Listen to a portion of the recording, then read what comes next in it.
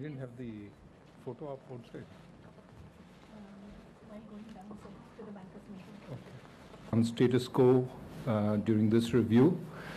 What we're waiting for is more information on a number of recent developments, including the effects of recent weather disturbances and possible more information on the likelihood of a reasonable monsoon.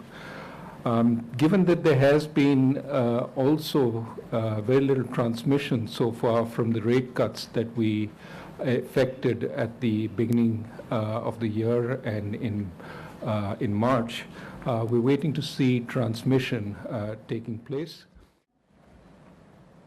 Over the Economic Times. That's largely because of base effects, but Urjit can correct me if I'm wrong. And when we say we're looking through base effects and seasonal effects, it means two things. One, the seasonal price rise as a result of vegetable prices, as well as perhaps because of weather disturbances, is something we can look through. So we're looking through the ups as well as the downs to try and see whether the incremental inflation is down to a level where we have the ability to accommodate.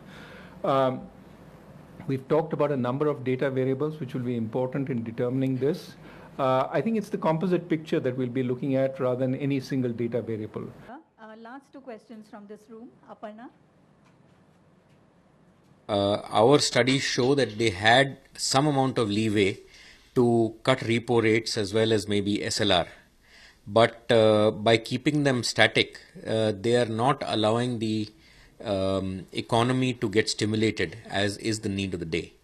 I think it would have been very important to cut repo rates by at least another 0.5%, and also subsequently make sure that the banks pass these on to the customers. In the last 1 year, they have reduced repo rate by 0.5%, but that is not being showing on the ground. India's combined fiscal deficit will be lower because the government is transferring more funds to the states. For 2015, the deficit target has been pushed back to 3%.